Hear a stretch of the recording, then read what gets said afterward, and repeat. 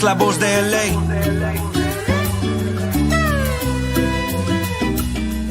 It's like una galaxiana, come and kick it with us. I bring the bossa nova beats and talk the club that we love. Another year to adjust, and Will Kuntz we all trust. 6 titles in the cabin, tell a hater shut up.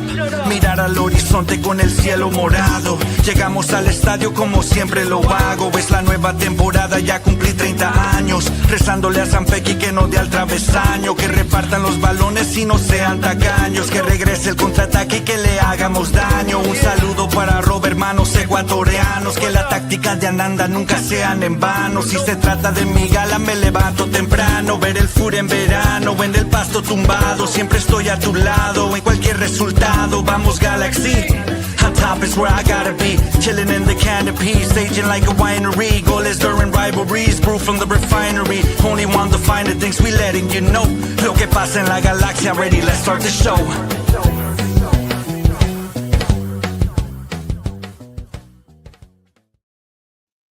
Hello, hola, and buenas, and welcome back to another episode of La Cuna Galaxiana, a podcast always made with love for all you LA Galaxy fans, wherever you may be out there in the world. I hope you are doing lovely, and welcome to all you MLS sickos out there as well. Today, the LA Galaxy has spared us from another edition of Sad Fool Hours, aka Group Therapy, tonight, despite still being winless and even gave us reason to hope a little bit as they came from behind to tie LAFC 2-2 in the 25th edition of El Tráfico on Sunday night, May 18th. Marco Reus was the star man as his brace lifted the Galaxy to an emotional tie, with the moment of the evening being the German's stunning free kick in the 87th minute to tie the game for the Galaxy.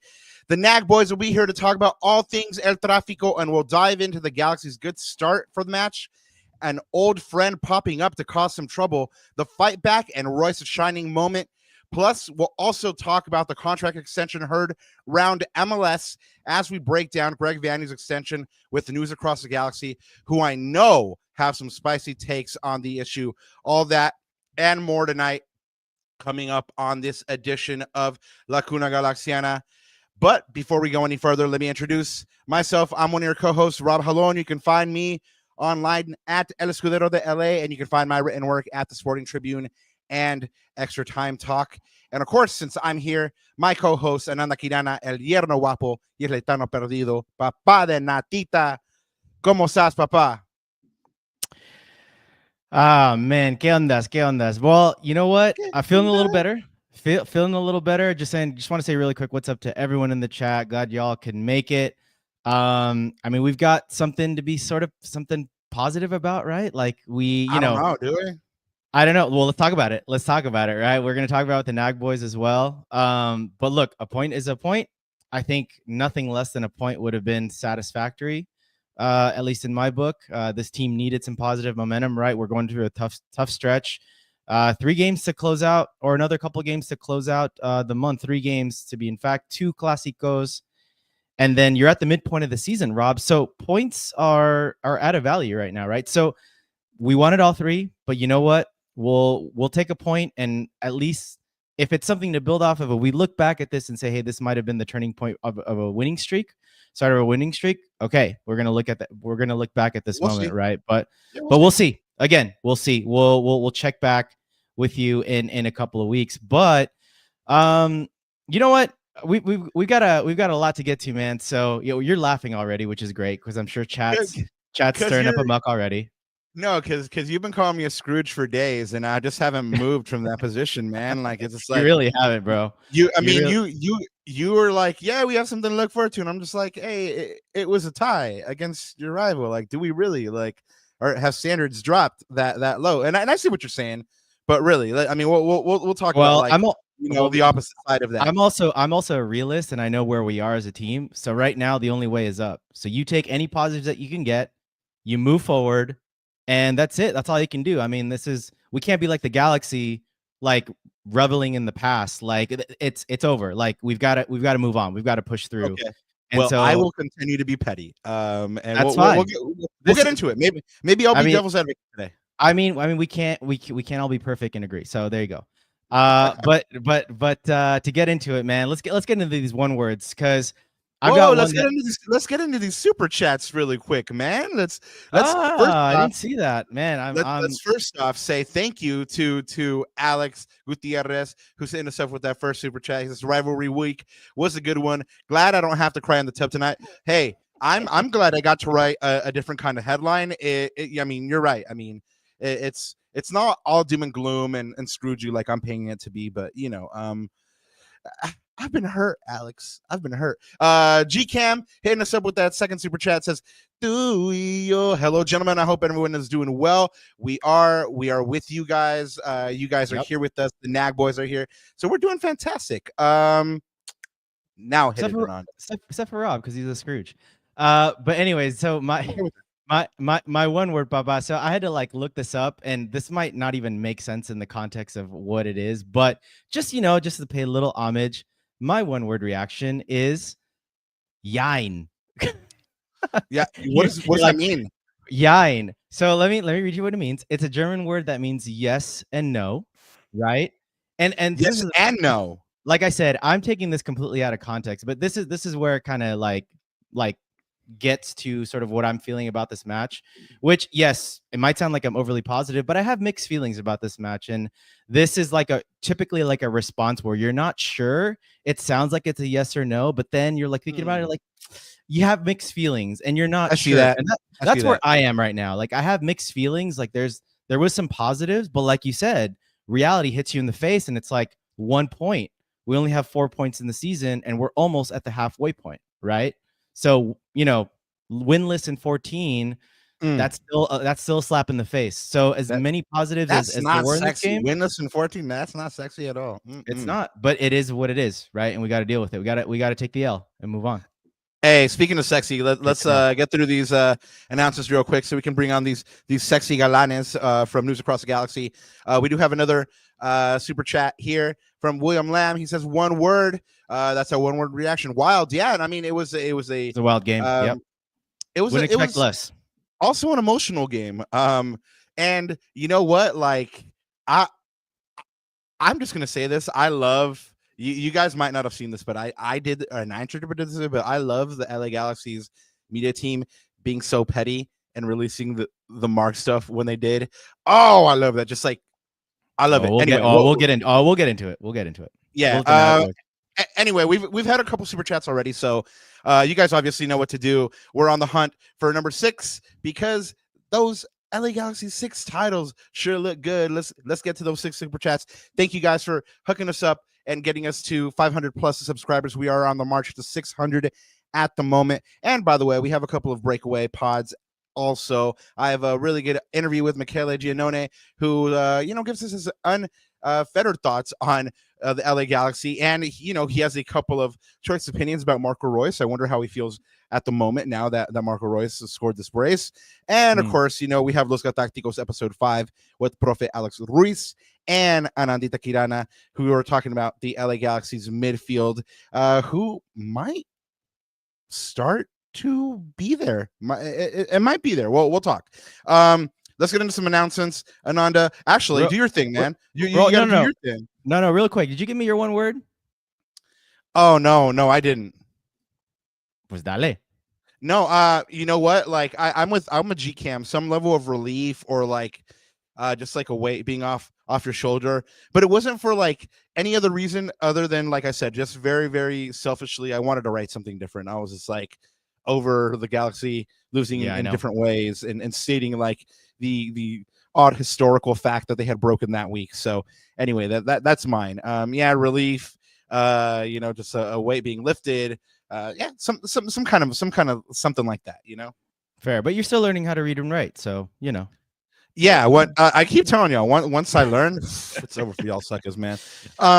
Hey, let me call out real quick. A happy birthday to just a guy that's done so much for me personally in my life. Brought me so much joy when I was down. He lifted me up. It's his anniversary a couple days ago, and I would be remiss if I didn't call him out. Just here he is. Oh my god. Yeah, it's Raquinho's anniversary. About a year ago, he made his way onto the scene, and he's just somebody that we love here on the show. But anyway, El Mapache de Oro, feliz cumpleaños. It's Star Wars night on May 31st versus RSL. You can go ahead and get your JP bobblehead if you go ahead and get that ticket pack. So go ahead and show up and try to get your Joseph Painso bobblehead. For all of you Don Raul lovers, and I know I am, I know Ananda is, I know the Nag Boys are, MLS.com just recently published a really, really good article about Don Raul, everything that he's seen. I mean, you guys can literally write a novel about everything that he's seen. I mean, just think about all the players that have come through that he's kitted out. But there's an article about him. And it's really good. And he should get his flowers, he should get his props. I mean, he's as G as it gets. So anyway, Ananda, we got a couple news items, and then we'll bring on our special guests. Galaxy Special Olympic Unified Squad won 3-0 over LAFC and El Traficito. I don't know. Mike Gray's not here to name this one for us, so I don't know what to call this one. VCFC won 2-0 over Whitecaps FC on the road. Giorgio Kochevsky and Sean Karani had the goals. Karani scored a cheeky chip over the keeper late in injury time. That puts VCFC firmly in first place on 21 points with a 7-4-0 record. They do not play again until June 1st against Real Monarchs at home at the Willie Roll. So, man, those boys are doing work. We got to get out there to watch these young kids, man. Especially, hey, Vanney's kid looks good, man. He looks like he looks a player for sure. Looks a player. Scored the winning goal in El Traficito, bro. We saw Sean Karani play some minutes as well in CVI. He looked pretty decent in some of those minutes. So yeah, man. This is it, right? We've got to find the next pipeline of players, the next Julian Araujo, the next Jalen Neal, the next Isaiah Parente, Tucker, et cetera, right? The list goes on and on. Like we've got to keep going, man. We've got to keep that pipeline. I'm really high on Pepe Magana, man. I mean, I'd be really surprised if he doesn't make something of himself. But he's currently with the VCFC, and it's he's in that defense right now, and they're not really shipping a lot. So shout out to Pepe Magana and the boys from VCFC in first place right now. Yeah, man. Let's bring on los galanes, los guapetones, the nag. You guys, every once in a while we have the pleasure and the privilege of doing a simulcast with these cats, and it's always a great time. Today we were blessed to have all three of them, and Schnaps, let's just get into it. Let's just have some fun. Welcome to the show, the boys from News Across the Galaxy. Hey, Eddie, Edgar, and B Loves Bryant. What up, y'all? What's up, everyone? How's it going? Hey, it's going nice, man. I'm not as much of a Scrooge as Ananda's trying to paint me to be. I'm trying to hold standards. I'm not sure if anybody on your guys' side is feeling what I'm putting down right now. In terms of what? Of how bad the season's going and they can never recover from it? Then Ananda's like kind of like, hey, this was a draw, and we have to be, all chipper about it and like find all the rosy and stuff like that. But we've been finding the rosy, son. We have been finding the rosy already. To be fair, you've been a Scrooge ever since New York, and I get it because I was with you, so I get it. We were in that stadium, but anyways. All right. See, that's why he says he's Scrooge, because he saw the 7-0 butt whooping that we received. I get it. No. I'm gonna call pushback on that because I told Ananda going in like I expected a loss, so it's not like I went in there with any like false sense of hope, So I don't really think it's that. I just think it's like, fair. There's got to be a point where we've spoken about it on this pod about how moral victories are well and fine, but if the season is going to be saved, they need those 3 points. And let's be realistic; they had a couple of chances to get it yesterday. They also were. Edgar could tell us more about this in a little bit, but they got fissured. Absolutely. Yeah, it is what it is. But we'll get into that. the first thing we want to touch on tonight, guys, and I love that you're here because I know we're gonna get some like lovely cheese, man, lovely just shade, is the Greg Vanney contract extension. So guys out there that are listening, chat, if you guys weren't aware, then the LA Galaxy re-upped Greg Vanney to a 3-year deal on his contract. And it had been reported that he was in negotiations for quite a bit. That day, it kind of came up that there was no such thing, that they had pretty much shaken on a gentleman's agreement the night after they won the title at the celebration. And Greg, from what Will says, is that he prioritized signing players and making sure that the team was set up before focusing on him and his contract. Sidebar, I don't know that we can't walk and breathe at the same time, but that's neither here nor there. But anyway, Greg signs a new 3-year contract. It's a big surprise to everybody because there had been rampant speculation about his job future with the Galaxy and the performance and how they had to open the season. And it just came, maybe not out of left field, because we knew that they were in negotiations, but again, with the Galaxy doing how they were doing, what did it happen, like on a Thursday or something like that? It just Friday, because we did our stream on Thursday and then it dropped on Friday. Friday's a terrible news day. I mean, Edgar knows. I mean, like he's been covering stuff for forever, and how often does like hardcore news drop on Friday? Not often, but the Galaxy made sure to try to sneak this one in under the radar ahead of the weekend. But now that we know, the particulars. Oh, and by the way, the Galaxy also hired Ravi Ramanini to director of quantitative analysis. They promoted Juninho to a senior advisor to the general manager, so to Will Kuntz, and Zach Marchetti to director of team administration and player care. And that's good on Zach because he's a cool guy and he handles a lot around there at the Galaxy. But guys, there's this moment just as of last week, where people were commenting on whether Greg was going to have a job today, after El Tráfico, but the Galaxy go ahead and re-up him on a 3-year contract. So thoughts? I mean, Edgar, let's start with you, man. I mean, did you see it coming? No. No, but first I just want to mention Ravi, the other person that was hired from Seattle. Ravi Ramineni. That's his name, right? Ravi Ramineni. I reached out to our buddy Cameron Collins. He covers Seattle Sounders, and I asked him, can you tell me about this guy? And it was a short answer, but he pretty much said, Ravi is amazing. He'll be a fantastic hire. So that's the silver lining in all this. But as far as Greg Vanney is concerned, I've always liked Vanney. I knew him when he was a rookie. I used to interview him way back when I had my press pass in the '97, and several years later. And he was always a nice guy to talk to, very smart. But so I've always liked him. But I feel like at this point, something different has to happen. You look at what St. Louis is going through right now. I know we're deep in the hole ourselves, right? But you look at what St. Louis is going through, and they're talking about axing their manager already. And so has Atlanta. Atlanta is thinking about getting rid of their guy, and they just got him.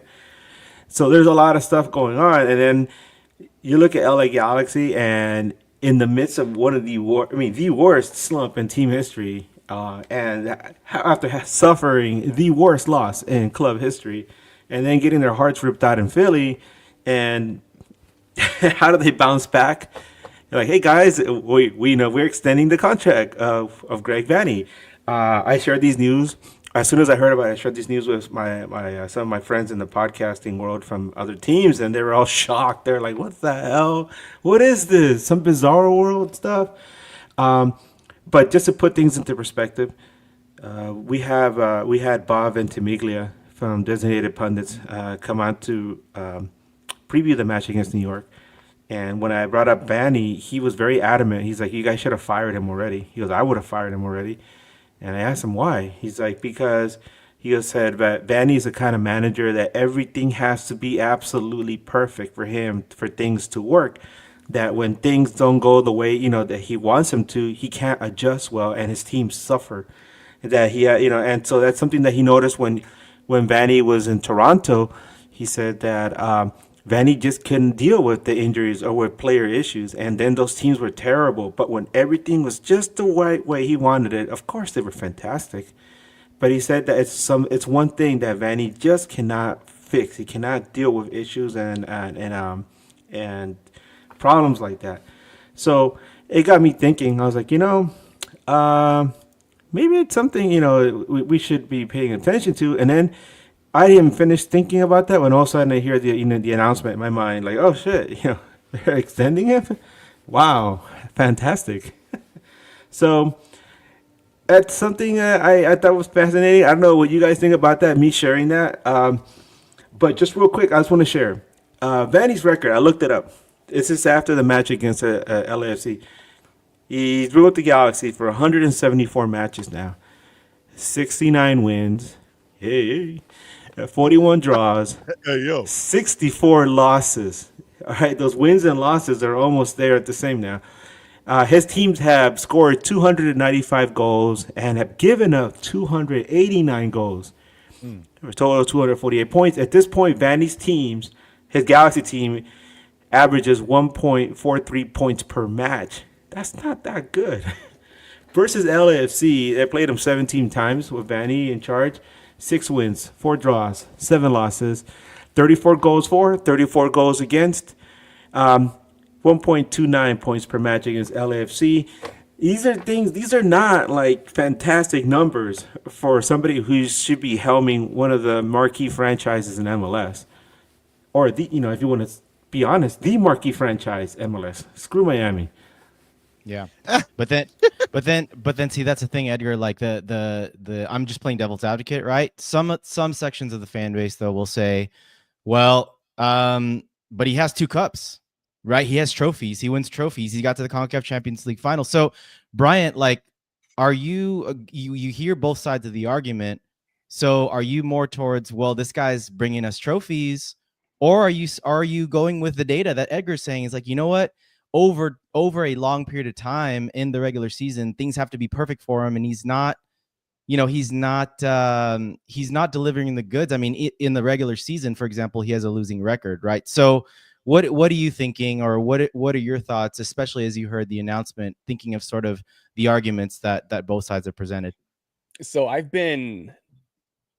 criticized Vanney harshly before on our show, and it hasn't been pretty, right? The guys know that I haven't been kind to Vanney at all. But I do understand that when he came in, he kind of inherited the team. He came in, Chicha was his DP, and then he brought in Cabral and Grandsir, who were, all right players. Cabral didn't plan out. After that, Douglas Costa came in, somebody that he probably didn't want. And it's only till this last season when Kuntz came in and gave him some legit players that he was able to get us a trophy. And in the rebuild year, they ended up getting that trophy. My initial reaction of seeing how he got extended, it did kind of like piss me off a little bit. But I also got to say, last year was his first year with Kuntz. They won the title. And if whatever's out there is true, that the extension was going to happen after that title, then it's merited. You could have 2 more years to work with Kuntz, because in the previous regime, you saw what happened with Chris Klein and the whole boycott thing. That was a lot of stuff going on, and Vanney couldn't get his head right in those situations. So I get the fans, and I get our perspective too, because we've mentioned it on our show that we want Jim Curtin to come over here and bring us back to that elite level. But Greg Vanney did bring us back to the elite level. He got us at 6.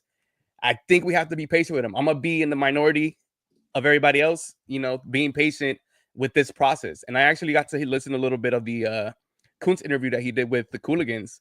And he's also mentioned about the process and how he wants to keep working to make this team better. And also that whole MLS roster bullshit kind of fucked us. So there's that. So there's a lot of intangibles going on with this whole contract thing and where the team's at. I know we're not performing the best right now, and I'm kind of actually glad we didn't get our asses beat last night. But I do get the fans' frustration of having Vanney for another 2 years. So, I mean, just be patient, guys. To be honest, at this point, we have to be. Kuntz is gonna do it again. another 3 years, my boy. Yeah. Well, yeah, 3 years to work with Kuntz. 3 years. Well, so you know what's interesting? Like I thought about the curtain thing, guys. So real quick before we turn it to Eddie to get his thoughts, I thought about Curtin as well, and I feel like he's probably in my opinion, one of the best candidates, or if not the front runner, if we were to replace Vanney. But here's the thing: Curtin's never gotten over the line, right? In 5 years with the Union, he played in 7 finals, semifinals, and conference finals, and they only won 1 of those games, getting to the finals that they lost. Again, ironically, against McCarthy, right? With McCarthy. Who he is? Dave Roberts. So, anyways, so yeah, I mean, Eddie, what do you think, man? What side are you on? What was your first reaction when you heard this news? Hold on, before you sound off. ¿Qué pasó? Keep in mind, this man now is the highest paid coach. Yes, in that's MLS. Also true. Yep. That's also true. And so Eddie's shaking his finger. No. Matumbo so yeah, exactly. No. So Greg Vanney, now the highest paid coach in MLS. Again, This was a gentleman's agreement. So Eddie, how you feeling about it all? Was it deserved? Was it deserved? Yeah, maybe. But the thing is, what's important to me is to know when that contract was actually signed. The timing of the announcement couldn't have been worse. Right? I think we all agree on that. But when was it actually signed? If we hear this announcement 3 games of the season and we haven't, still at that point we hadn't won, it's different, right? We're like, oh well, it's fine. There's only 3 games to the season. So to me, that's important. If you're asking now, like, is it deserved? No, like, of course not. It's any respectable club in the world. When you start a season without a win, with 13 games without a win, you got to go, right? Anywhere in the world, anywhere in the world. And then what you mentioned about Vanney being the highest paid coach. No, so that I found that to be interesting, right? I saw that, and that kind of ticked me off a little bit. But I don't know if there's actual numbers we can see. But he's one of the highest paid coaches, right, in the league. Not the highest, one of the highest paid coaches. Now that can be. We need context, because if you think about it, look at the coaches around the league. I'd assume Mascherano and Phil Neville probably get a big check, right? What if those numbers just to play around with these numbers? What if it's like 2-3 million, and then Vanney's getting like $500,000? It's a big difference, right? So take it for what it is. I actually was angry when I first heard like highest paid. Damn, that's crazy. But until I see numbers, I don't really think that bothers me too much. The contract was deserved, but we also know that in the world of sports, contracts don't mean anything. Right? We can get to the end of the season, and we end up 34 games without a win, and Vanney's gone. Right? I now at this point, I think he finishes out the season. Obviously, I don't think you're going to announce a contract extension a third into the season, and then you're gonna just fire him now. But also wanted to touch on the Jim Curtin thing. Ananda, you mentioned Jim Curtin not being able to get over the line, but he got there with peanuts, bro. They didn't give him anything. So you imagine if they gave him something to work with. That's why I think most of us would be excited to have a Jim Curtin type, because now you give him actual things to work with. And I think the sky's the limit with Jim Curtin. I think for all of us on NAG, he's our number one replacement for Vanney if and when that time comes. This is the part of the press. That real quick. Oh, go ahead. Sorry, I just want to jump in real quick. Yeah, I listen to a lot of different podcasts around the league. I listened to some of the LAFC pods this week. I listened to Atlanta pods, and the teams that are having struggles right now: St. Louis, Atlanta, LAFC. They know the Dolo's out, right? And I think there's a couple other teams I was listening to. All of them have Jim Curtin as their number one candidate right now. And that what Eddie just mentioned, what has been brought up right now, that everybody's aware that Philly did not then I want to spend with him. And they had issues. The general manager there had issues with Jim Curtin, and at the end, they just felt like, oh, he hasn't done enough to get us over the finish line. Well, hello, you're not giving him much to work with anyway. So, but the other teams, Atlanta's going to spend, right? They just spent $51 million on these players, and they're in trouble. St. Louis is willing to spend, and LAFC is going to spend. So it's up to Jim Curtin where he wants to go. I did hear that he reneged Atlanta once because he was still working with Philly. But then I heard the rumor was that they approached him a second time after he was already gone from Philly, and he still said no. So I don't know what's going on with Atlanta. So that leaves like St. Louis, maybe LAFC. You never know. I really thought Galaxy would have been a good place for him. He'd be scary at LAFC with their resources, and the ability to bring players to the market and stuff like that. So he's undoubtedly a good coach, but all the speculation died down instantly. But you guys are right. I mean, contracts in professional sports are, just there on paper and can be broken. Then you get paid a nice little chunk of change, a la Mourinho, and you get to hang out and collect. But this is the part of the press conference that I found interesting, guys. The decision to re-sign Vanney reinforces the club's belief in continuity, stability, and a long-term approach to building sustainable success. I think that's at the heart of everything for me, is a long-term approach to building sustainable success. We see that the Galaxy won a title last year, and it's been widely reported that they kind of cashed in all their chips to do so, and now they're kind of suffering for it. So for me, that's not a sustainable blueprint for success long term. So hopefully now they kind of get it figured out, now that there's that kind of like stability of the players and everybody around Vanney knowing, okay, this is the guy for the next 3 years. Hopefully there's a sense of that stability, which leads to long-term sustainable success and hopefully a fruitful period for the club. Well, and just to back you up too, Rob, if you look at the contracts, that statement makes a lot of sense. Ricky Puig is on the books until 2027, JP till 2027, Gabriel Peck has a contract till 2028. So that makes sense. It's like, I think the Galaxy just said, look, we're going to gamble, not even gamble. We know this guy can lead us to cup success with these players. So I think, again, looking at it from the team's perspective, you're absolutely right. I think they looked at that long-term success. They looked at all the contracts of their main players and said, okay, we know that Vanney can win with this team. Now we just got to build around the fringes. And that's, by the way, like Will Kuntz was a mastermind last year. He's got to take some of the criticism this year too, right? Like, I don't think he's free from it. And I think he realizes that. I think he's accepted that in a lot of the interviews that he's done.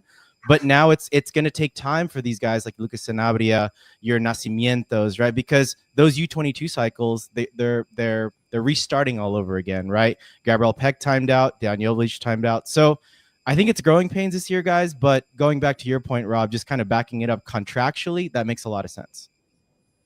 Something else that was in my mind, guys, is that as far as the contract is concerned, is that we already knew how difficult it would be for LA Galaxy to repeat.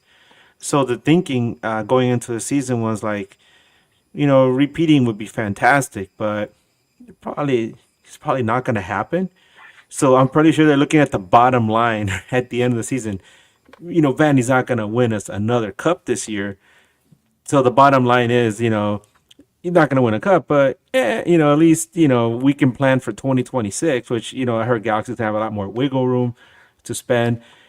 But the bottom line is they're not going to win the cup. So it doesn't matter what happens during the season. He's still going to get that contract, right?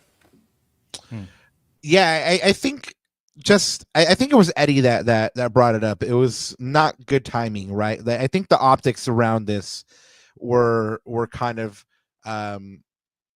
as the kids would say, sus, right? I mean, the team's mired in in a historical slump, the worst of its history, and the head coach gets a contract extension. again, which is why I'm assuming Will told us that story of them having that gentleman's agreement and having already had an agreement in place. So that I think that's what was kind of jarring to most people is the optics of everything. And concerning those optics, I mean, the Galaxy did send out a letter to fans. Tom Braun actually sent out a letter, and I'm not going to read the whole thing to you, but as reigning 2024 MLS Cup champions, we hold ourselves to the highest standards, and we know the season hasn't started the way any of us hoped. That's why your continued unwavering support is valued. LA Galaxy season ticket member means more than ever. It's a powerful reminder of the passion and loyalty that defines this club. And then basically he goes on to say, like, hey, we've renewed Greg. We've had Will Kuntz on a couple of different podcasts talking about what's going on with the club, and we're going to try to do everything to get better. Ricky, the Prince of His Promise, came out with his own reaction. He said, "This journey isn't over yet. I came to LA to win titles just like we did last season. It wouldn't be the same without our coach by our side. We believe in the process and keep pushing forward together." So, guys, I know it's maybe not what you guys wanted to see, but after a couple of days of letting the dust settle, I got you guys' initial reactions. You guys were surprised. You guys were angry. You guys might have even put on some Smiths or The Cure. Who knows? But, after a couple of days, after it's settled, how you feeling now? Bryant, was this the right move? Yeah, I think I'm supporting Ricky on how he's backing Vanney up. Like you guys were mentioning, this is a 3-year contract. And now he has Kuntz to work with. So I think there is a process to that. And let's keep it real. As LA Galaxy fans, we're spoiled. We want to win every year. We want to win everything every season. And the reality is you can't do that every year, especially in MLS. It's really tough to go back to back. The LA Galaxy did it, what, 11 and 12? It hasn't really happened since then. It's very tough to win back to back. So I'm okay with it now. I know this year is going to be a wash, and it should be a wash. So I'm just going to wait for next year. My mind is not here anymore for the LA Galaxy. I'm just going to go be there at the stadium, have fun, enjoy everybody's company, and that's it. Yeah, let's kick it off next season. We'll be angry next season. Watch, you're gonna let it go, just like Frozen Man, and they're all of a sudden gonna start winning, and that yep. new Apple TV documentary about the rise from like the historical bad start is gonna hit real different. Eddie, a couple days later, after the anger subsided and you had a moment to let everything marinate, how did it feel? How did it feel? Still not the right decision. Again, if this was any other club in the world, he'd be done. And I just hear the excuse thrown around with the salary kneecapping us and all that. I'm kind of over that. But this is MLS, right? So we're gonna let it MLS. And now it's no kept secret that 2026 is supposed to be like this. We have like tons of salary, to mess with. But I mentioned this yesterday. I find it very interesting how Will Kuntz, you guys listened to the other podcast that he was on, how he got his start, right? He talks about working in the league and how Schmetzer and Arena try to get one over on him. And then you see other clubs like your Columbus, Seattle's, LAFCs after winning titles or not winning titles, just having good seasons, staying consistent. What makes us different, right? If Will Kuntz knew all these things going in, then why are we in this situation? We're literally not just bad. Our backs are against the wall. We have no space to do anything. So for me, it's not the right decision, right? I think Vanney will end up being the first scapegoat, but don't let that distract you, right? We have to also put Will Kuntz on the hot seat because it's historically bad. It's literally historically bad, not just for the Galaxy, but for the league. So it's not the right decision, but this is MLS. I guess you owe the guy a contract for winning the title, but I'll say it over and over again until we beat that dead horse into dust. Any respectable club in the world would have fired their manager after a start with 13 games with no wins. Edgar, the dust settled. How you feeling? Well, first of all, let's address Gary's super chat, man, about Raquinho there. You see it? Oh yeah, Rob, you missed it. Feliz cumpleaños, el compadre Raquinho. Oh, Doc Rack. Feliz cumpleaños al compadre Raquinho, Doctor Raquinho. From the homie G Cam. Gracias music for these. He's got music. Oh yeah, man. Get a tune on that. Yeah, we gotta record Edgar now for his jingle. So every time we mention Raquinho, it's gotta play in the background now. Raquinho.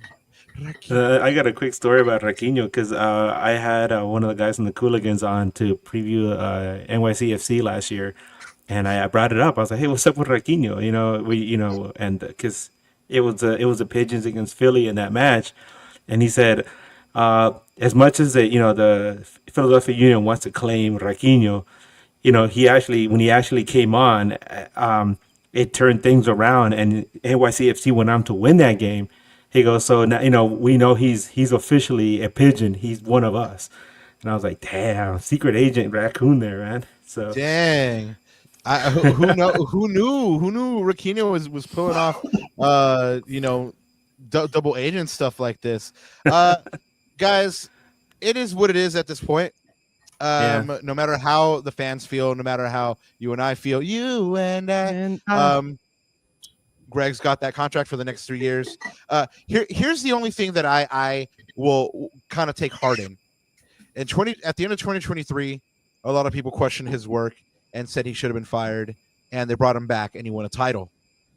At the beginning of this year, a lot of people questioned his work, said he should be gone, said he should be fired. They brought him back. You see where I'm going with this. So he wins the title. I mean, I'm not saying. I'm gonna speak it into existence. Yeah, no, that's true though. That's true though. We're gonna have to look back at this for sure. We're gonna have to revisit it. But we're gonna have to have receipts on this. But guys, you know me. You guys know that I love my share of pettiness. So in the lead up to El Tráfico, and yes, we are getting into El Tráfico now. Mark Delgado visited the digs to get his ring from the Galaxy staff, and he visited with his former coach and Will Kuntz.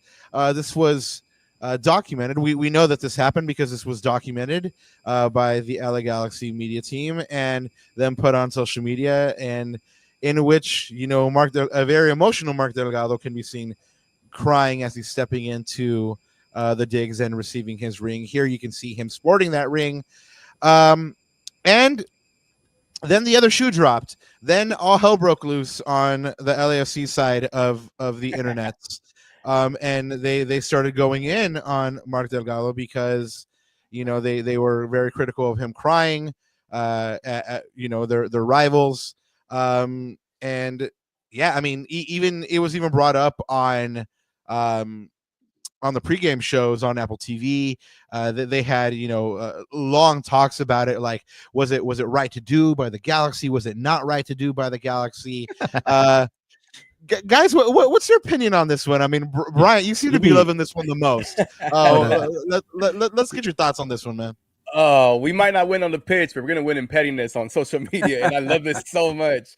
To be honest, I seen the video, and actually, it brought back those memories of us winning that title. Me being up in the stands, and actually, I was upstairs where New York was at, and they were loud, right? But when the final whistle blew, I poured some tears out, and I seen the Mark Delgado video of him crying, and it just brought back those memories. So I loved it. And it's in the aspect that we got to kind of relive that moment with him, and the aspect that the Galaxy social media team is petty as fuck with that shit. So I'm all in for that. I love it. Oh yeah, I would add to that, man. I just think it's really funny.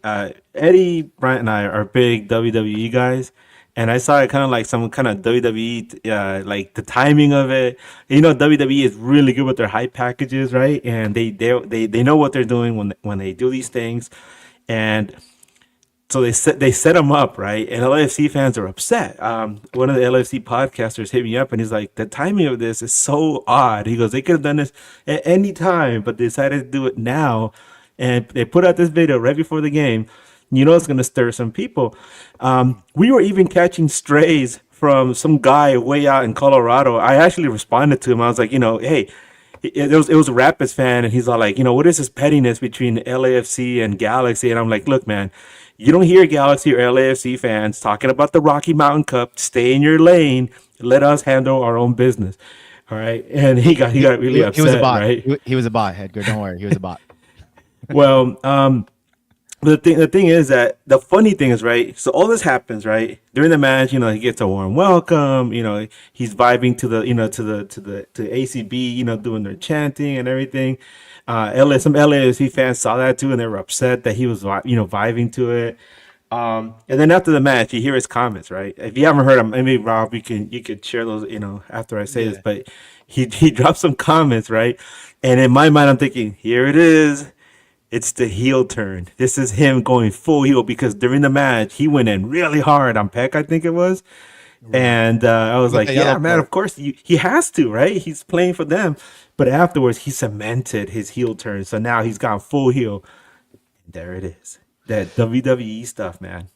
Yeah, so I don't know if you guys caught it, but basically what Edgar is referring to is that Mark basically said that he was shout out to him, by the way, because it was his birthday, I believe, yesterday or the day before yesterday, but it was his birthday recently. So shout out to Mark Delgado.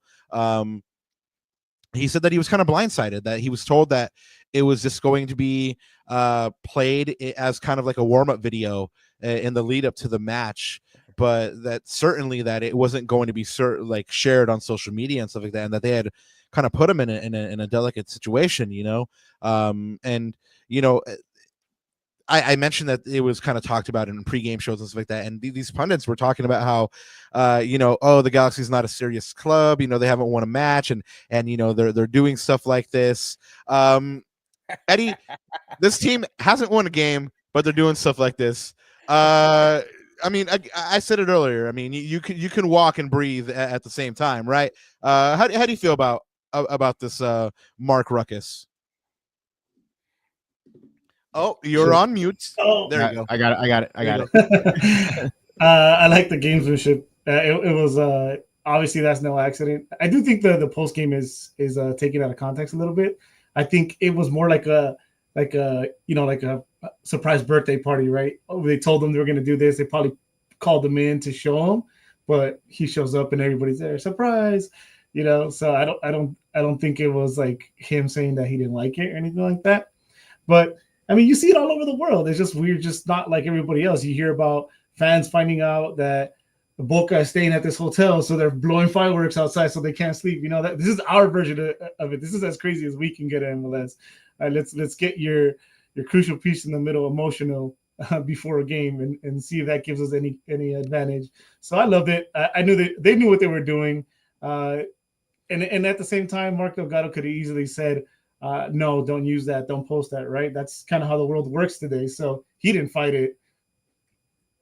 Yeah, no, definitely.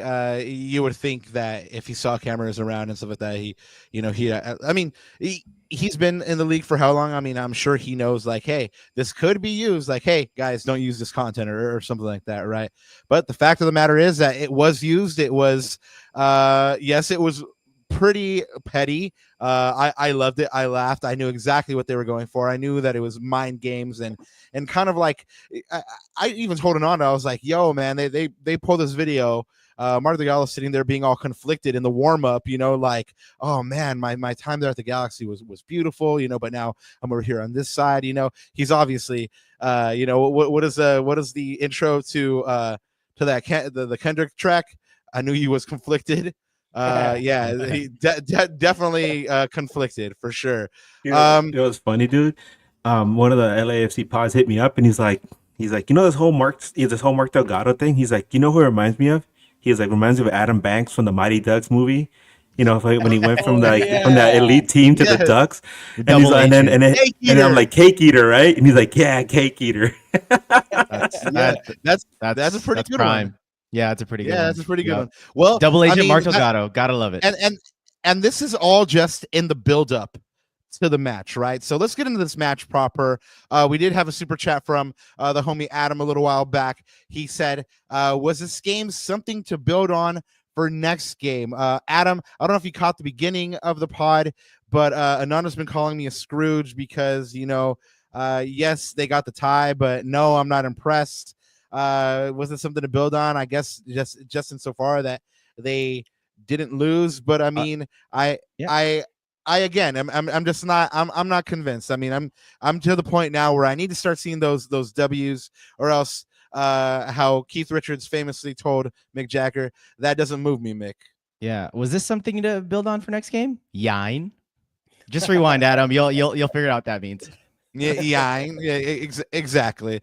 All right, guys. We also do have a super chat from XPH, executive producer. Game still not, man. Still not, bro. No, they have not. He says, "Hey Rob, hey Ananda. Shout out to Edgar for always providing us with ref details info. Shout out to Nag News. Love to see so much Galaxy content. I can remember when I had to be content with the box score on the newspaper. Yeah, man. I remember seeing pictures in the newspaper. I couldn't read the newspaper because can't read yet, but I would look at the pictures and kind of infer what was going on. Guys, if you were unfortunate enough to miss this game, you missed a cracker. It was an emotional one.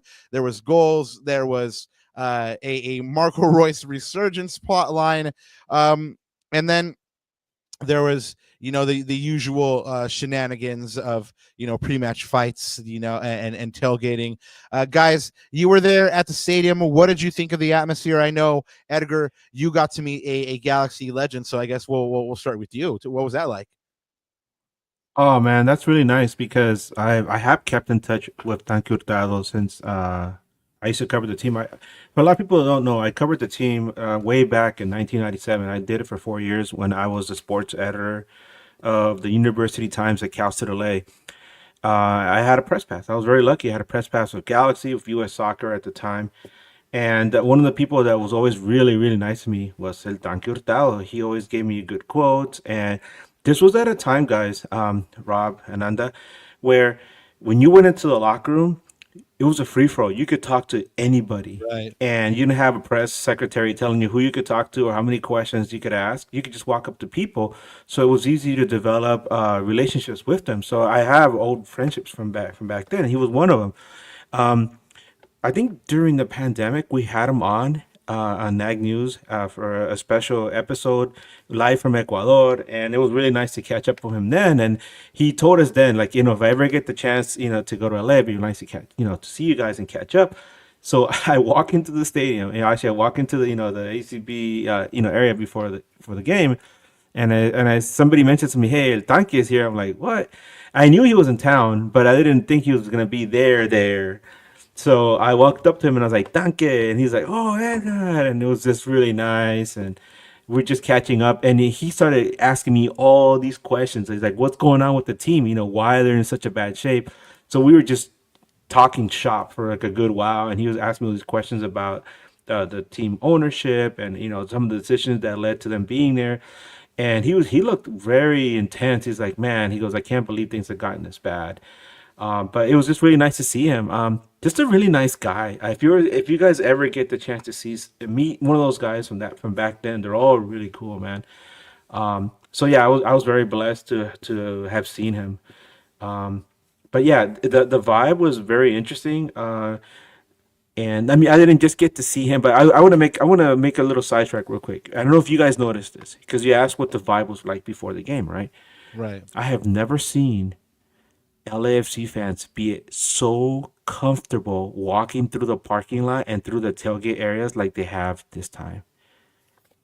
And everybody was like very chill. I don't know if everybody was real chill, but everybody was very relaxed. I didn't see that many people talking crap to each other. There's a lot of tailgates where it was Galaxy and LAFC fans together. Right. Did you guys catch that too? Yeah. I saw a lot of Galaxy / LAFC couples, and I was like, well, at least LA is getting along. That's the only thing I could say about that. But I did see a lot of tailgates. I did see a lot of couples, in which there was mixed crowd. But Edgar, I would have to agree with you. I mean, I was walking through the crowd for a while, and it wasn't kind of like just a comfort. It was maybe just like a, hey, they're down bad right now. Like there's nothing to like really kind of like get up about. I don't know if that makes any sense. But that was kind of my feeling here. Well, let's get into this match proper, guys. The Galaxy were down 2-1 in the 86th minute. They fought back to earn a 2-2 draw against LAFC in the 25th edition of El Tráfico before 23,000 fans. Marco Reus scored the game-tying free kick in the 87th minute to cap a brace for himself. It was probably his finest performance in a Galaxy shirt up to the moment. The Galaxy scored first on the day and took the lead for just the third time this season when Marco Reus opened his account on the day after he pounced on Peck's rebound that Hugo Lloris parried away into his path for the 1-0 lead in the 6th minute. Reus was really at the heart of that play. He laid it off to Peck, and he sprang him for Peck to kind of bear down on goal. And then, Reus just did the heads-up veteran thing, and he was in the right place at the right time. But the lead would last just 7 minutes. Mark Delgado was getting his revenge on the LA Galaxy media team for the social media post. He intercepts a ball in midfield, and he passes it off to winger Denis Bouanga, who drives into midfield and strikes a rifle of a shot past John McCarthy for the 1-1 tie in, I believe it was the 13th minute. Let's stop there for a minute, guys. Eddie, you see that Denis Bouanga rocket go in. The lead is very short-lived. It's early. It's 1-1. And these types of goals have a propensity to change matches. Like they're big moments, right? What was going through your head when you see that rocket go in? Well, I didn't attend the match, so I was home as soon as that happened. I was like, here we go again. I wonder what else is on.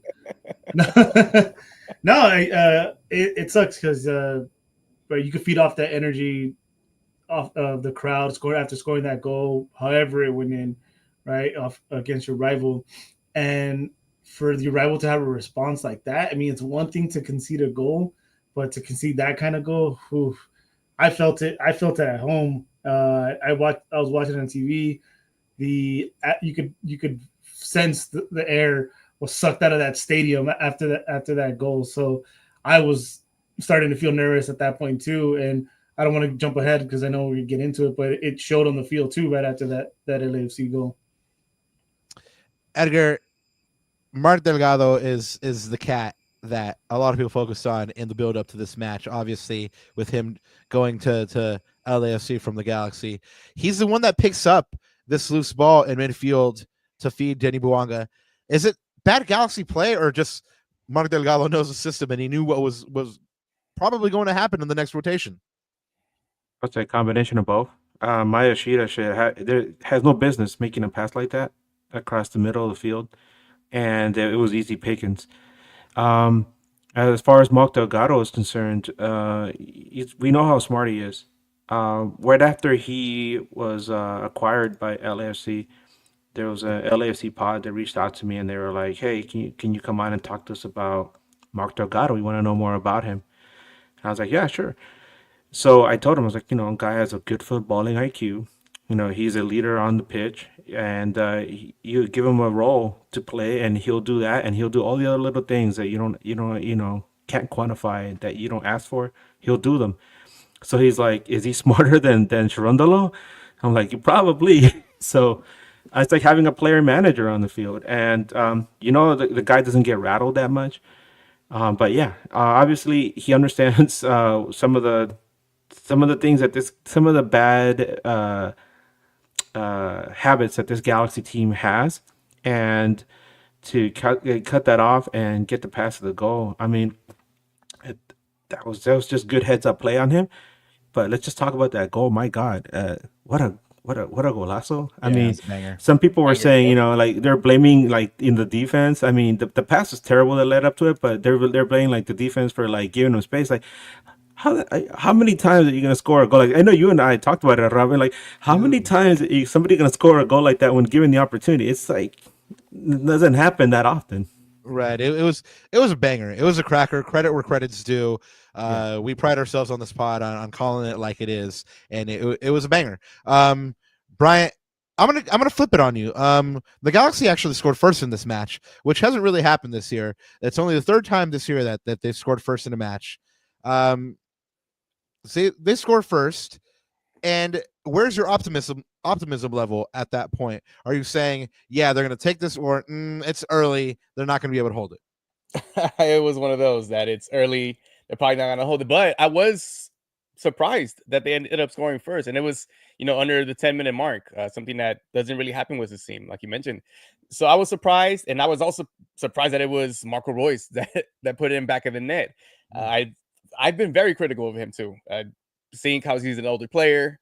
He's on a big TAM contract. You know, you would think that a European player with his caliber would have been the biggest pickup of this team, and it hasn't really shown that till these last two matches. Last game he has 2 assists. This game he has 2 goals, and he starts off the LA Galaxy to put him up 1-0. So I was pleasantly surprised, but I didn't think they were going to hold the lead for that long. And then that banger came in. I was like, oh, yep, I'm gonna get some water because this is gonna turn out pretty ugly. Well, the Galaxy were able to kind of withstand the pressure. I mean, after that Denis Bouanga goal, LAFC was trying to turn the screw. They applied plenty of pressure. The Galaxy were able to withstand and get to halftime 1-1. However, just after halftime, they would concede again.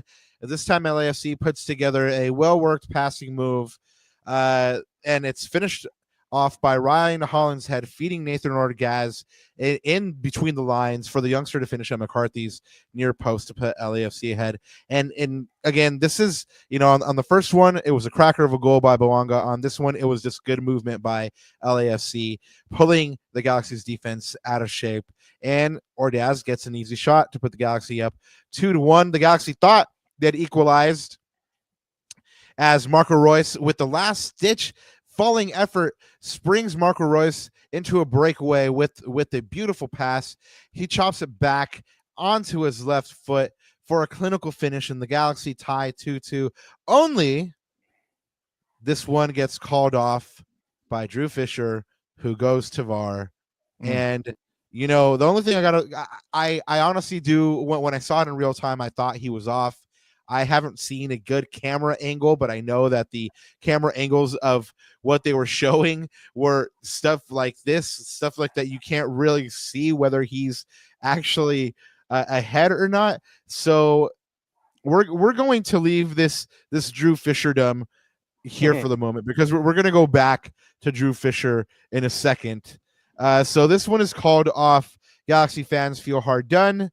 This game is winding down, but up steps Marco Reus, the oft-criticized former Borussia Dortmund star, calmly strides to the ball in the Galaxy's most pivotal moment of the match, and unleashes a dipping free kick that Lloris could only flail at to bring the Galaxy level, and that's where it would end 2-2, even though there were shouts for a penalty after Joseph Paintsel was brought down in the box.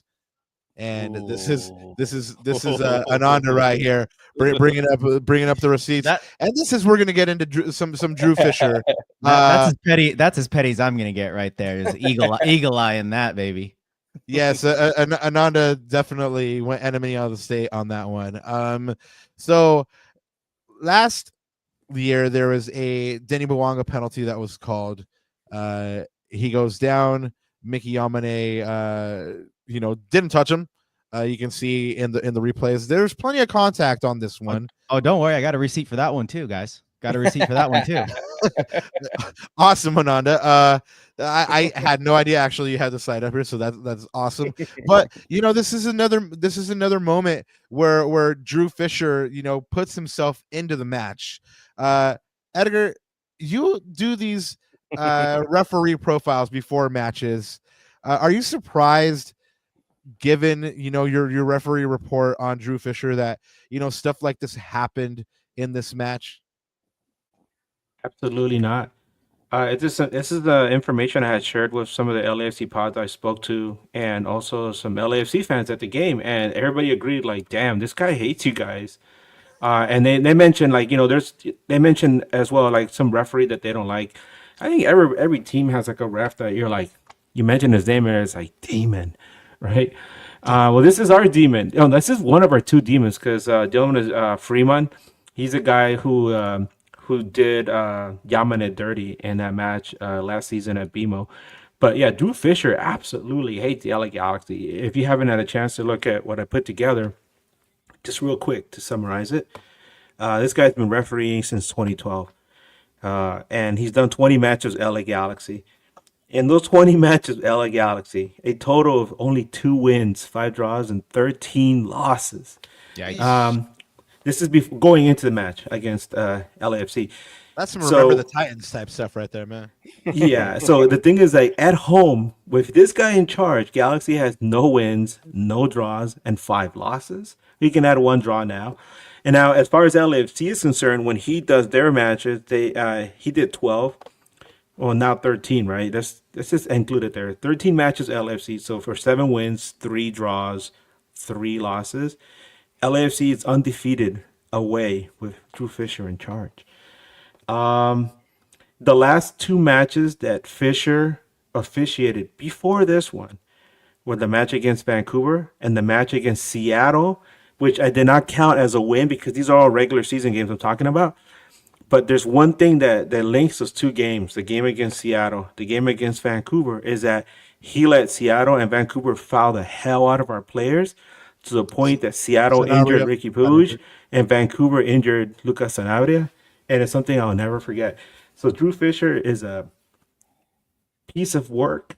Let's say something else. And even LAFC fans admitted too. They're like, "Yeah, this guy sucks." But oh well, it's your problem, not ours, right? So, I mean, the stats are there. The stats back it up, and I will say, yeah, the peg thing, I thought that was offside. I had a good angle on it, and I saw it when it happened. I was like, "Oh, he's offside." So I wasn't surprised when they called it back. But the foul on Paintsil, my God, that's a foul in the box, buddy. Go back and look at it. But they did not, and that's messed up. They should have totally looked at it, and that would have changed the whole complexion of the match. Yeah, I mean, I thought he was offside too, Edgar. But again, it's the clear and obvious part, right? Like, that camera angle does not show clear and obvious to me. And that was, again, like, because the precedent is the call on the pitch, right? So that's the thing that frustrates me the most about that bit. Edgar did say something though that it could have changed the outcome of the match, right? And you keep calling me a Scrooge, but I contend that the Galaxy did have opportunities to win this match, right? So taking this penalty out of the equation, Edgar, did the Galaxy do enough to have this gripe like, hey, we got cheated out of a penalty, or should they just man up and say, look, we could have won this one by ourselves? No, I mean, here's the thing. Also, when you're winning, sorry, my bad. I'm at Eddie. I'm so sorry, Edgar. But we'll get go ahead, Eddie. No, it's cool. By the way, I like I said, I was watching this at home, so I was getting the broadcast feed as well. I don't understand these rules. You got Taylor Tolman on there, so he's like a Galaxy hater. He says, he does say they should take a second look, but he does say it's because Paintsil didn't have possession of the ball. It's like, I just think all that came to my head was like, so you're telling me on a corner or if a ball's played in and my opponent doesn't have possession of the ball, I can just like punch him in the back of the head and it's all good, it's wild. And also the offside was offside. There's another angle to it. For me, at least, it looks way offside. So I'm cool with that. And as far as the penalty, well, think about it this way, guys. They were doing us a favor. We suck at penalties. We get that penalty, we miss it, and we're demoralized, and we lose. Yeah, then the tie that Anand is so high on, starts to feel like a loss if you get that penalty and you miss it. By the way, real quick, sorry, because on the topic of Drew Fisher, I did want to mention something else that I found very, very interesting. So you guys all know the rules when it comes to injuries, right? You don't have to play the ball out or anything unless it's a head injury. If you guys remember, I think it was already in the second half where Martinez for LAFC goes down with the shoulder injury. The ref stops the game. He stops the game. And then there is another play a little later in the game where Bryant gets hit in a head collision. And if you guys watch the actual feed of the game and go back, they show a replay, and like Tillman, obviously he's a big advocate for head injuries, so he talks about it because the ref has a perfect view of the head collision, and he lets that play on for a while until he finally stops the play. So you want to talk about what's going on with the refs and against the Galaxy, particularly Fisher and company. That to me spoke loudly. It was like a head injury is like the one thing it's got to stop right then and there, and don't know exactly what was happening in those moments. But when it came to that shoulder injury, he made sure to stop that game right away. We had some comments in the chat where people were saying griping about refereeing is lame, and I agree normally, but this seems to be a recurring pattern against the Galaxy. Greg says, I'm tired of these calls going against us, and we can't get one to go for us. I'm not asking for special treatment. I'm just asking for consistency in some of these situations.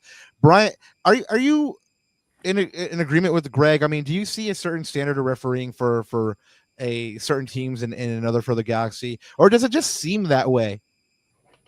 No, I think Greg Vanney has some I back him up on that. Especially when it comes to Fisher reffing our matches. Yesterday was a perfect example. Like I do agree that we shouldn't complain about the reps, but with this particular guy, every time, that can't be a coincidence. It's every time. And so things like that kind of do demoralize the team too, when you are trying to go out there and play your best, but you're playing against 12 instead of 11 because the ref is going to count as your 12 if he's against you. So yeah, last year we had a couple calls go for us, and last year we won a title. So it just so happens that we suck this year and a lot of stuff ain't going our way. So, and that just adds on to what's happening in the locker room and what's happening on the pitch, the lack of results.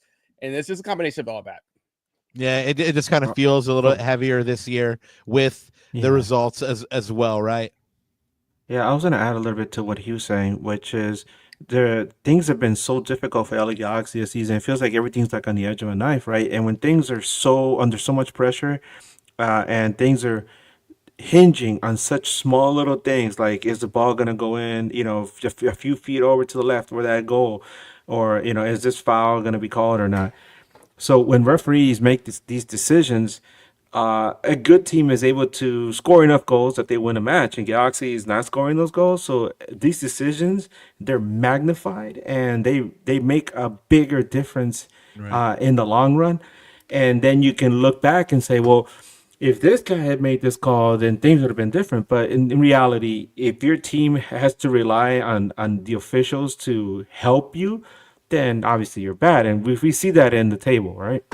Right. Yeah. And that's kind of my argument, right? Is that they had chances to win this game, so they shouldn't be, kind of so fixated on this.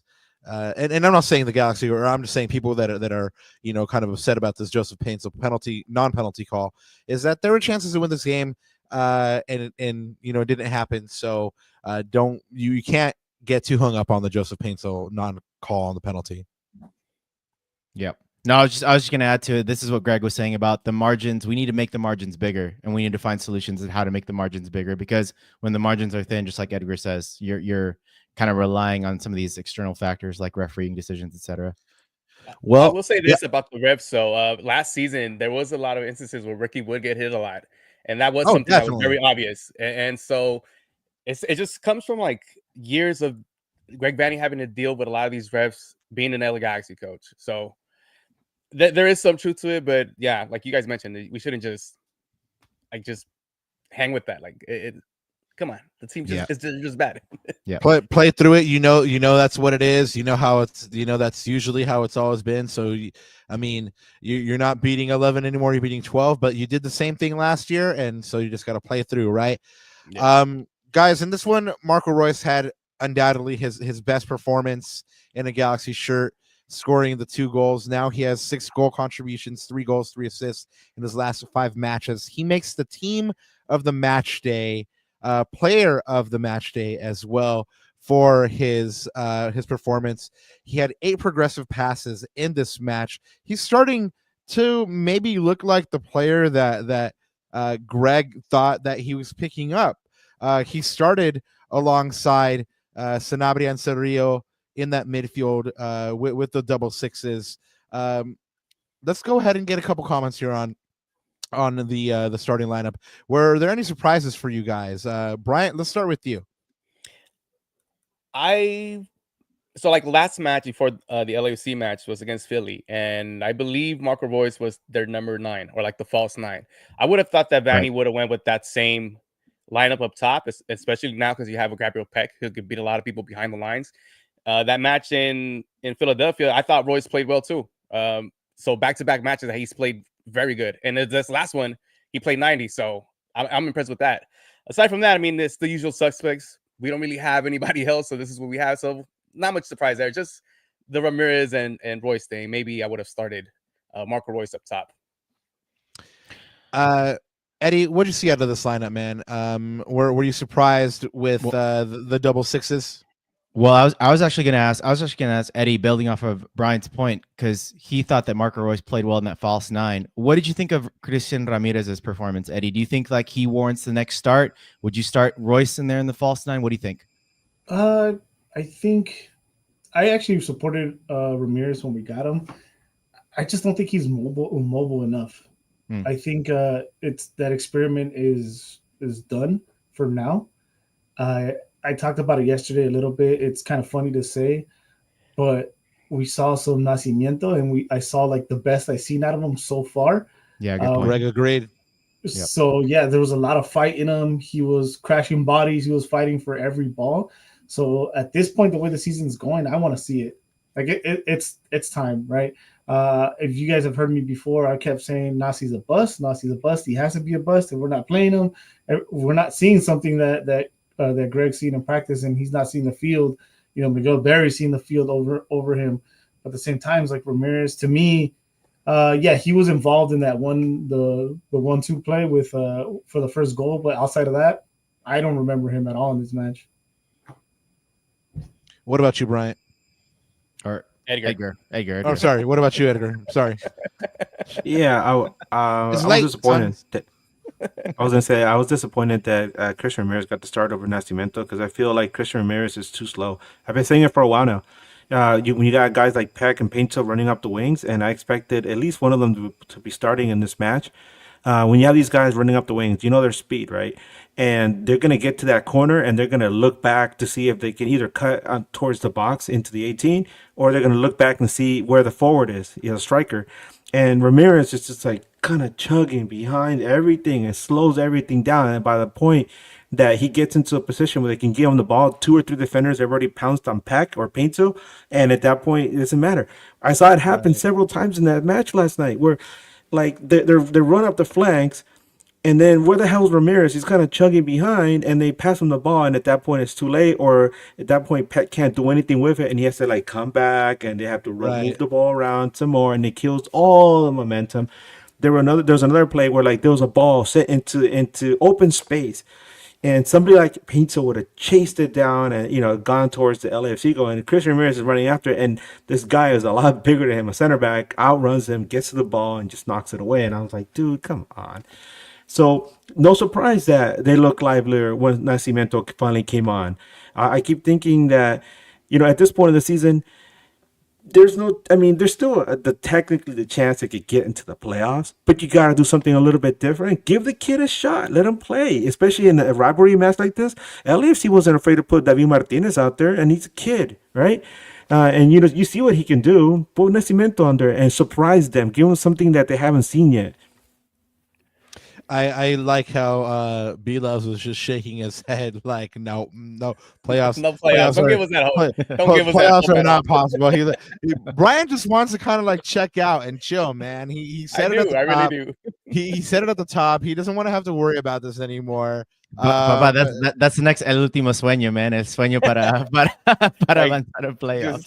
Watch, and now they're gonna give you that hope. Now they're gonna go on some runs, give you that. The hope that kills you. It's the hope that kills you. That's right? what we always say, right? Yeah, exactly. Anandita, go ahead and give us some stats that you saw stood out to you that led to this 2-2 draw here. Well, it's interesting when you guys look at the box score. I pulled it up here on the screen. I mean, this was El Tráfico. This was a very hotly contested game. It was a very close game. I don't think the levels of quality, there was that big of a gap. I mean, both teams played very hard.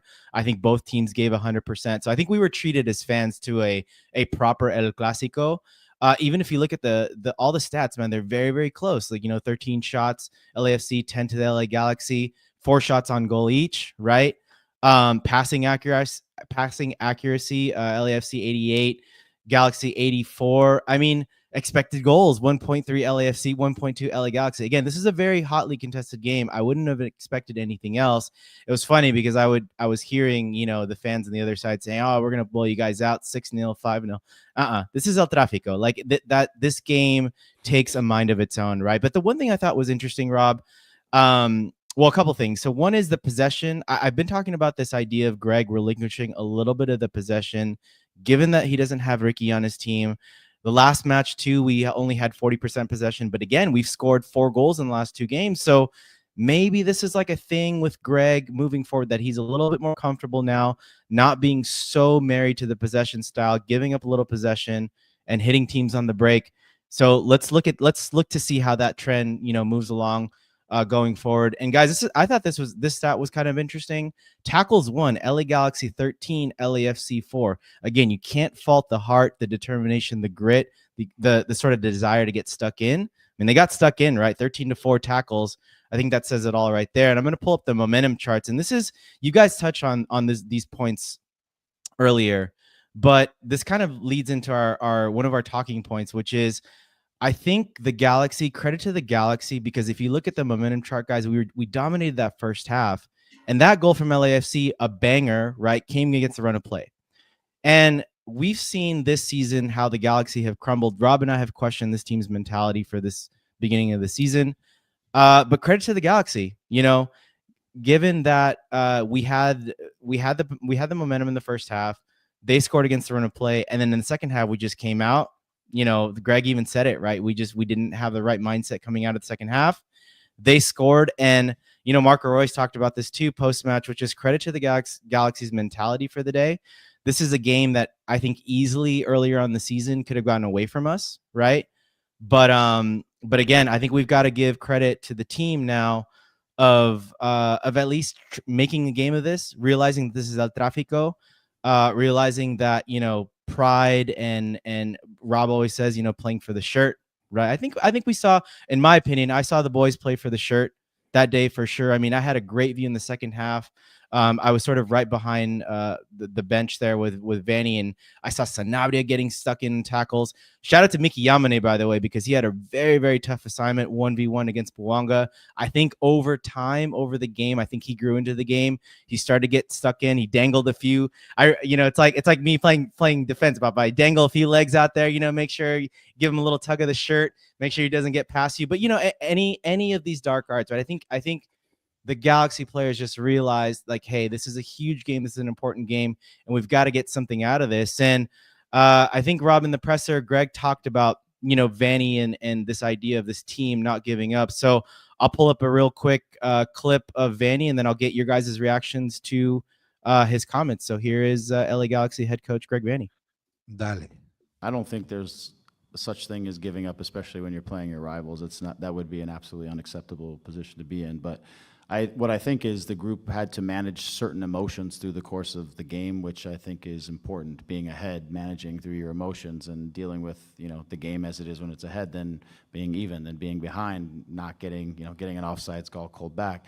All those things kind of take you through emotional swings in the course of the game, and we were able to manage our emotions because the emotions have been tough on us this year. But to be able to manage our emotions through that course of that game to get the equalizing goal, I think says a lot for the group's commitment and togetherness and their continued work for and belief in each other. So I think tonight is, and I said it to them, tonight is a positive night that hopefully, we need to think about using as a springboard. This is a good team that we played against, and, we played them very even up, I thought, and we had our chances. We had our chances.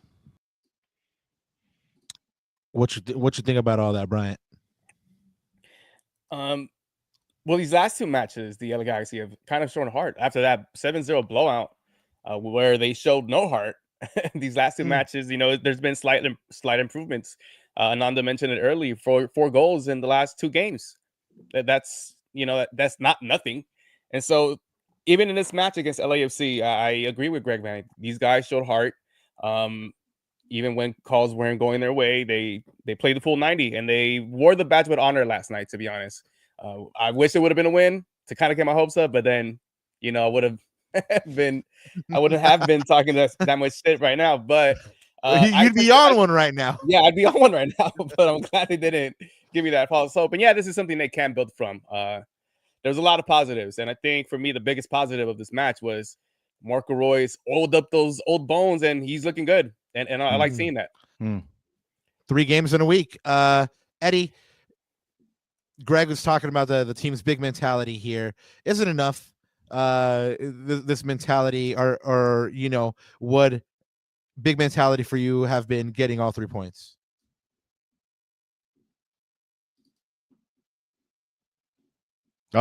Oh, I think Eddie's muted. Sorry. No, you're good. You're good. Man. What I said was, ask me after another game. It's always different when it's a Tráfico. You could ask these guys. I'm not the biggest fan of Vanney's press conferences. I think he's a really good talker, and is very repetitive with him. Emotions, unlucky are like his favorite 2 things to talk about. So yeah, they got up for this game. I'm not going to take that away from him. But how many times have we not seen that? We've seen a bad Galaxy team come up with this, whatever he's calling it, big mentality now. So ask me after the next game. Right now, no. I'll wait. I'll hold my comments till the next one. Yeah, it's fair. Edgar, is Eddie right? Is it just like maybe a blip here from El Tráfico? They got up, the emotions were there, but there's no real history here with RSL in a couple matches. Who knows how they'll play. Do you think it's a case of El Tráfico emotions getting them riled up? Well, it's something that Eddie and I, the NAC boys, we've talked about before, where it doesn't matter how bad Galaxy is doing, they always get up for these games. It's something that some LAFC fans told me yesterday. They were like, we never take, we're upset because they didn't say that exactly, but they said that it bothers them that LAFC doesn't take this game as seriously as LA Galaxy does. LA Galaxy is always a dangerous opponent in these matches, but it seems like most of the time LAFC doesn't really take it as seriously. This is something I've heard not just from 1 or 2 people. I've heard it from a lot of LAFC fans in the past. So the one thing that bugs me, and I know Eddie and I have talked about it, is like, why do you only bring this energy now? Where was this energy in other games? And I know that they played hard in some games, but you gotta play just that little bit extra harder against a team like Kansas City, who's struggling, right? Where was this against New York? You knew these guys were out for blood, and you just lay over for them. This bothers me. The game against Philly, just freaking choke like that. These are the things that really upset me. Just those 3 games right there are the epitome of this season, where they lose every which way possible. And then you come into this game, and you get that draw. And a lot of people were after the game were saying, "Oh, we're so happy to get a draw." Nah, I was upset. I felt like a loss to me. And hearing Vanney say all these things, like Eddie said, it's repetitive. It's repetitive. You hear these different things. And I know that the culture inside the dressing room is a little bit different because we're not there. We're not there to hear the conversations that they're having. But he has to stand up for his guys. But when you hear the same exact thing, almost verbatim, week in and week out, and you get the same results, it's like a broken record. It's funny because I was hearing some of the discourse on the other side of the aisle, and LAFC fans are upset at Steve Cherundolo for going up 2-1, kind of, hunkering down and waiting for the result to play out. And they're kind of criticizing him for the same thing, for being repetitive in press conferences, and for saying like, oh, we played well enough to win, unfortunately we didn't. And with Greg, we get some phrases that in repeat, but I think that in terms of what you said, Edgar, I'm just gonna, again, call me a Scrooge, but until I see those 3 points, I can't take any positives. I mean, they just don't have the wiggle room to take moral victories or take positives from 1 point anymore, especially at home. I mean, at this point, you need to get results. If not, I mean, a lot of people are already saying that the season is a wash and are looking ahead to 2026, including some of the folk here on this panel right now. So I mean, if you're going to have a chance to save this season, then you can't get excited about draws like this. Even if it is against your rival, you got to be upset, just like Edgar is, that the 3 points weren't picked up, being that you had the chance to do that. And one of the reasons that the Galaxy had a chance to pick up this win was because of Marco Reus' performance. But Sanabria and Surreal kind of made it possible for him to get forward and run that offense. The two dual sixes looked really good in their performance, probably their best performance together.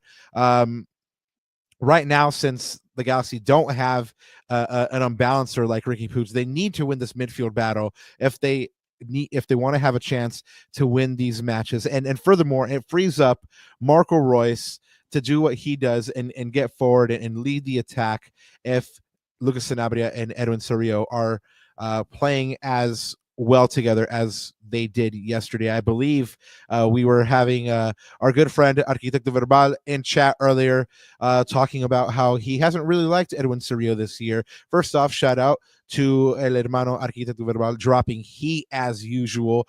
Second, I think that he's gotten a little better as the years gone on. Certainly he looked great yesterday with Lucas Sanabria alongside him. I think as these two learn how to play with each other and learn more about each other, they will get better. Certainly, Ananda's already brought a couple of video examples of Lucas Sanabria and why the Galaxy signed him.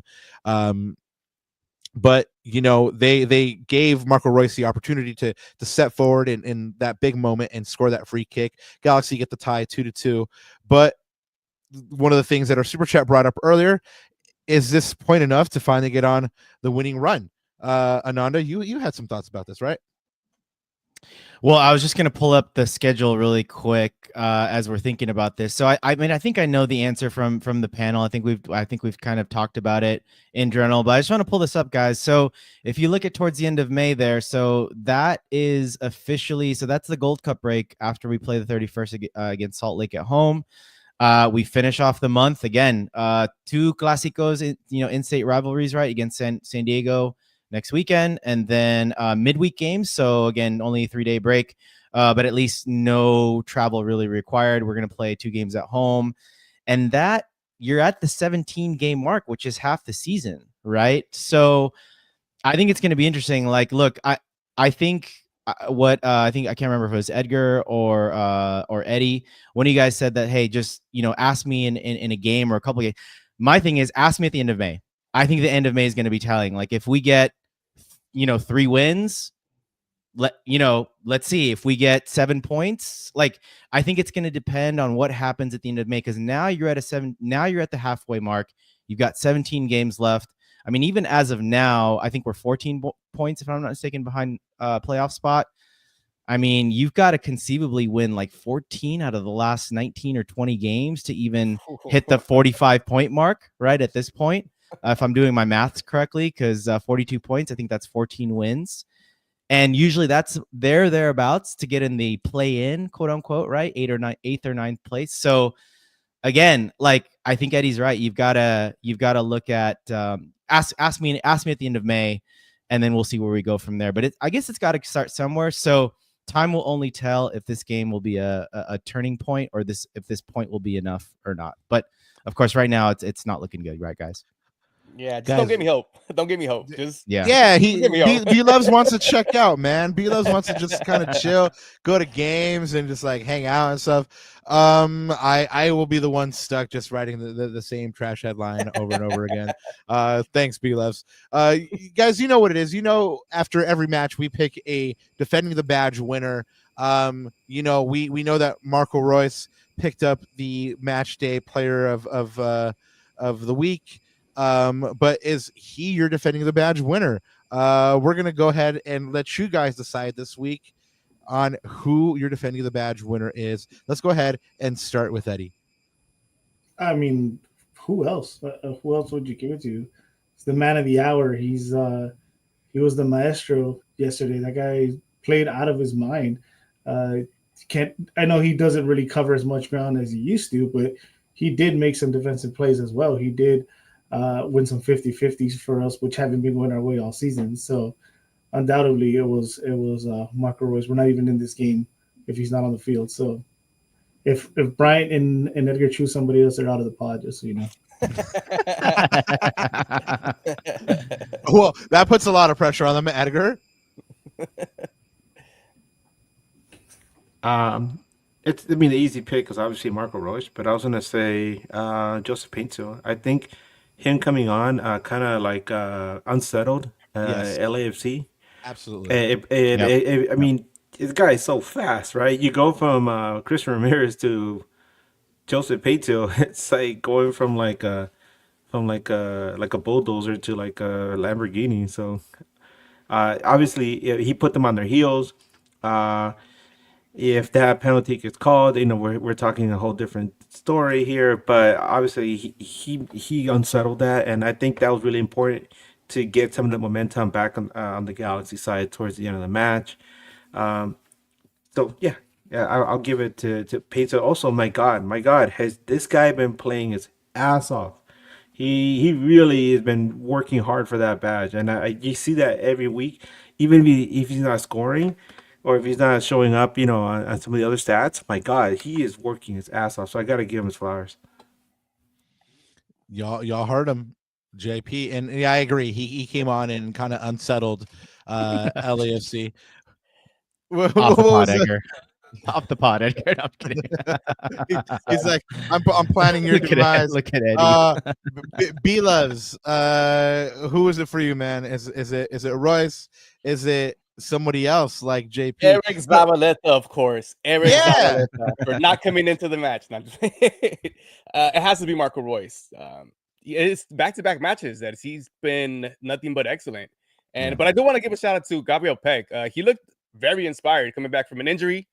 He wasn't playing that well before that injury. He played well yesterday, so he'll get the honorable mention. But last night's defended the badge man is Marco Reus. The old man still got game. I love it. Hey, he said, "Yo, for all those counting me out, aquí está. Toma. Anandita, who was your defending the badge?" Yeah, I don't want to get kicked off my own pod, so I'm gonna say Marco Reus. He's been, I think the last two games, he's been what the Galaxy, I think, need more than anything. It's what we want, but it's what we need. I mean, this is a necessity. Without Iki Puig, you got to have a guy like Marco Reus. I'm just glad now he's being played further up the pitch so that he doesn't have as much defensive responsibility. And I'm just praying, knock on wood, I'm trying to find some wood right now, that his knees will hold up. Like, he played 90 minutes, right? And I think that's what's been really sort of bothering him, or he's slowly getting up to speed. So fingers crossed that he stays healthy. We need him healthy because, again, he's the guy he's going to be the difference maker. And still bothering him. Yeah, so that's the thing, right? We've got to really watch that because, again, especially at his age, he's got the rest and recovery is really, really important for him. But in typical nag fashion, I know you guys typically do like an honorable mention. I got an honorable mention, Mickey Yamane. Like I said, I had a really, really good view in that second half, and he had a tough time with Bouanga. Remember, Bouanga skinned him for that first goal, right? It is what it is. But I'm going to give him credit for staying with it, just being gritty, being determined. He finally got a little bit of help too from Edwin Cerrillo in the second half, but he put on some really, really good tackles. He stopped Bouanga a couple times. He frustrated him. I think you guys remember that little skirmish in the sideline in the second half. So credit to Mickey Yamane, man. And he's a guy that he's normally really, really hard on himself. And I think that's just part of his character. But in this case, I think he did well. And he did well to stop Bouanga second half. So that's my NAG honorable mention. Let's go. Yeah, I'm going Royce. Evidently, you know, just two goals are how to overcome. But Edgar's right.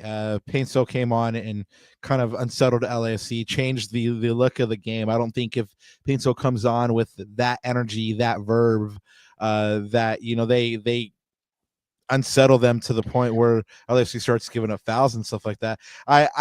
I'm going to have to fact check this, but I believe the free kick even comes off of a foul that was made I think on right. Joseph Paintsill. I think you're right. So again, indirectly, Joseph Paintsill sets up this goal. So that's my honorable mention right there. I mean, what a weapon to have off the bench, right? Like that's a huge Right? difference, man. Huge difference for sure. Well, guys, let's wind this one down because I know everyone is tired and it is late. After 14 matches, the Galaxy holds a 0-10-4 record. They are on 4 points. They have 0.29 points per game at the moment, negative 21 goal differential, 15th and last place. Still the only team yet to win a game in the league, dead last in the league, and Can't worst even start see them. in There they are. league Yeah. history. It's so bad that I had to take off the banner. Hey, you know what? Credit to them. You know the this match of Tráfico always, you know, ramps up the shit talking and stuff like that. And one of the caps that LAFC fans came back with that I thought was actually kind of clever was I had to accept cookies just to be able to see the Galaxy in the standings. And I was like, okay, that's clever. Good on you. Good stuff. Is that, by the way, speaking of cookies, question for all, super chat from GCam says favorite stadium food. Man, those cookies are up there, Papa. Woo! That bucket of cookies, bro. It's got to be the pupusas for me, man. Yeah. Pupusas. I mean, yeah. After Oh yeah, it's got to be up there too. Eddie's shaking his head. Eddie, Eddie what is disagrees. it, man? No disrespect to the pupusas, but trust me, if you haven't, do yourself a favor. The lumpias, amazing. You guys had lumpias yet? Oh, Lumpias, no. lumpias, however you pronounce it. They do cost a pretty penny, but I promise you, worth every cent. Okay, right on. Well, I guess we're going to have to go on a lumpia tour. That's something that we didn't try in the stadium tour at the beginning of the year. We should get together and do a live reaction because I don't think do it. Edgar or Brian have. I haven't tried them, but I'm down. Let's do it. Oh man, that'd be great. My favorite stadium food, man, is the tailgate. Sorry, hey, you asked what's favorite stadium. I'm not spending my money inside the stadium. I was gonna say thanks to the Inland Empire Fanatics. They have a fantastic Shout out Big tailgate. Heck. My God, Shout out Ed as well for having us. Yep. Yeah. Well, guys, that brings us to the end.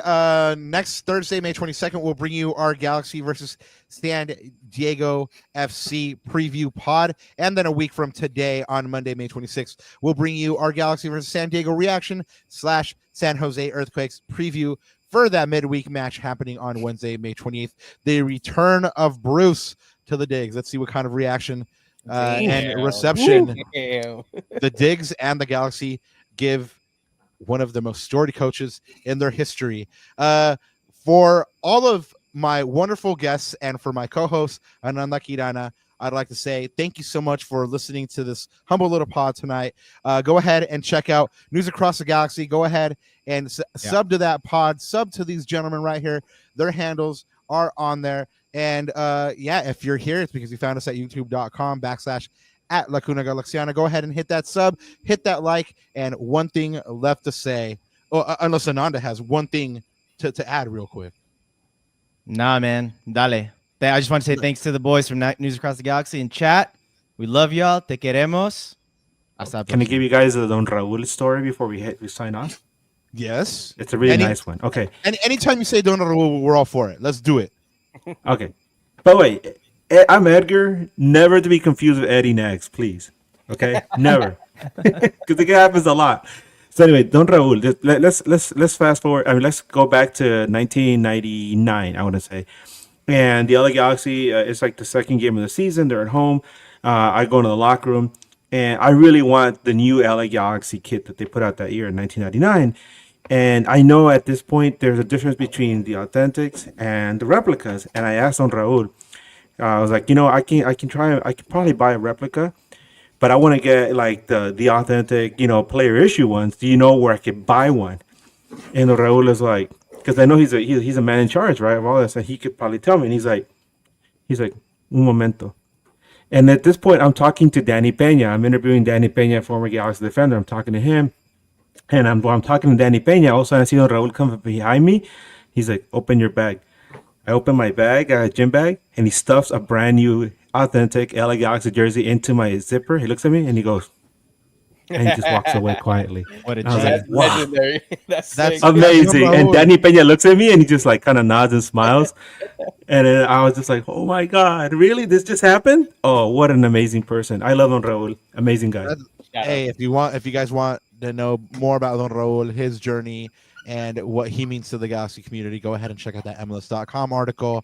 That's just indicative of what kind of person he is. I mean, he made my wife his sobrina, his niece, after just meeting her for a couple minutes. So shout out to Don Raul, and shout out to you, chat. Shout out to our guests. Shout out to Ananda. Shout out to Raquinho. Shout out to this Galaxy who inexplicably has us here week after week, just talking about La Toxica. But we'll be back with you guys again on Thursday. And without further ado, one thing I have to say is LA strong, vamos campeones, and Jesus!